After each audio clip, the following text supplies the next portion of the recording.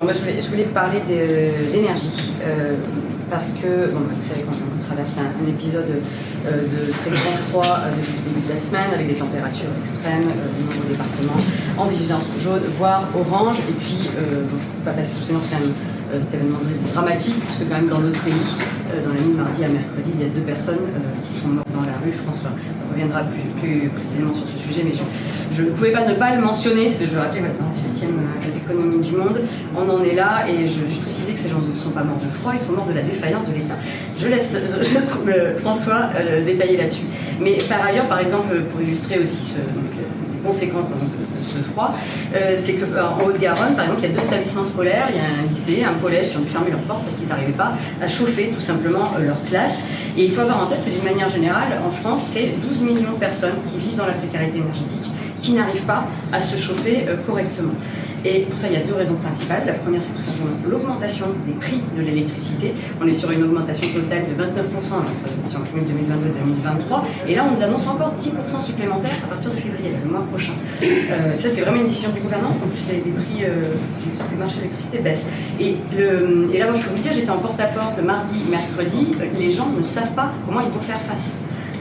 Pour nous, là, c'est ça qui devrait être une priorité du gouvernement aujourd'hui, c'est bloquer les prix de l'électricité, permettre aux gens de se chauffer correctement. Pour nous, ça passerait évidemment par un pôle public de l'électricité, mais à minima, au moins s'occuper de bloquer ces prix. Et là, l'autre priorité, ça devrait être évidemment la rénovation des passoires thermiques, qui sont dans un nombre absolument alarmant dans notre pays, et qui ont des conséquences sociales évidentes, puisque ce sont des gens qui souffrent du froid, après avoir souffert dans des bouilloires thermiques cet été, mais ça a aussi évidemment des conséquences colossales en termes écologiques, et notamment sur la question de nos émissions de gaz à effet de serre. Il y a eu un rapport 2023 de Greenpeace qui examinait le respect des accords de Paris et qui estimait en fait que si la France investissait sur 10 ans 85 milliards d'euros dans la rénovation thermique des bâtiments, eh bien ce serait 6 fois plus d'émissions de gaz à effet de serre évitées.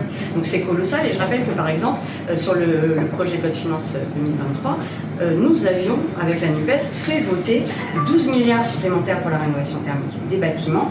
C'était un vote absolument historique, et bien sûr ça a été balayé par 49.3. Je vais vous dire, mais quel temps perdu! On est là, on a l'air de découvrir qu'il fait froid l'hiver. La réalité, c'est que le gouvernement ne fait pas ce qu'il faudrait faire de toute urgence. Ça fait déjà des années que c'est urgent, mais bref, ça n'avance pas.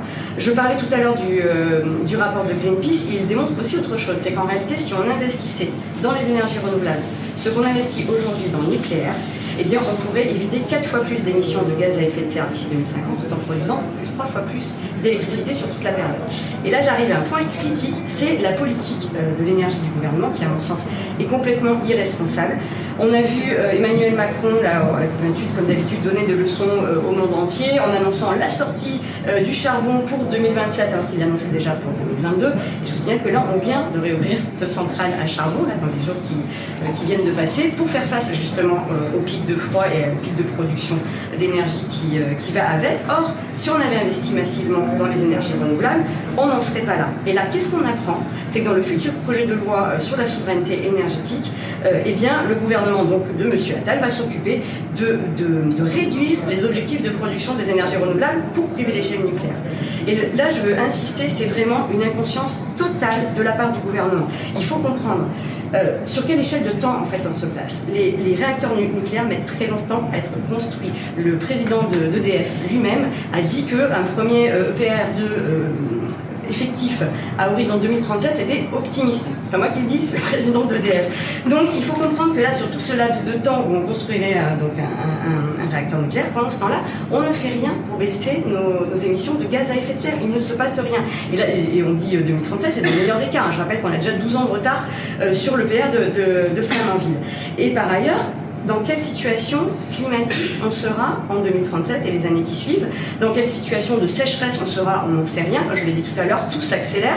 Mais ce qui est sûr, c'est que le nucléaire n'est pas résilient au changement climatique. Il a besoin d'eau pour être refroidi. Enfin, les réacteurs ont besoin d'eau pour être refroidis. Bref, il faut vraiment qu'on comprenne là de quoi on parle. À l'inverse, les énergies renouvelables, c'est des chantiers beaucoup plus courts, c'est de 5 à 7 ans pour obtenir des centrales effectives. Et c'est ça qu'il faudrait faire dans l'urgence, puisqu'on nous dit que c'est l'urgence, et pas du tout investir massivement dans le nucléaire comme c'est fait aujourd'hui. Et en plus de ça, cerise sur le gâteau, donc dans ce cadre de relance du nucléaire historique voulu par le gouvernement, eh bien on nous prépare en plus un projet de loi donc, de désorganisation des instances de la sûreté nucléaire. Ça sera proposé en février. Je parle ici du projet de fusion de l'IRSN et de l'ASN qu'on avait réussi à rejeter lors du projet de loi sur le nucléaire l'année dernière, et que donc on nous ramène là cette année. Ça va créer des problèmes d'opacité, enfin de transparence en termes de sûreté nucléaire, mais aussi surtout des questions d'indépendance de l'expertise scientifique et technique dans la sûreté nucléaire. Donc là, je veux qu'on comprenne aussi qu'on parle d'un sujet grave, la sûreté nucléaire, donc en cas d'accident, tout le monde est concerné. Hein. Le monde entier, c'est pas seulement la France. Les syndicats du personnel aujourd'hui alertent sur cette réorganisation qui se fait au pire moment, puisque c'est le moment de la relance. Et je termine en disant que, on parlait tout à l'heure du remaniement, le fait de voir que l'énergie devient maintenant, enfin, fait partie du portefeuille du ministère de l'économie, donc de Monsieur le maire, et non plus de celui de l'écologie, comme c'était le cas précédemment, à mon sens, est un très mauvais signal. Donc là, vous l'avez compris, il y a plusieurs textes de loi qui arrivent sur les questions énergétiques et sur lesquels donc, nous ne manquerons pas de lutter pour une politique énergétique qui va à l'inverse de ce que fait aujourd'hui le gouvernement, pour une politique donc responsable qui permette à la fois de vivre dignement, mais aussi dans le respect des limites planétaires.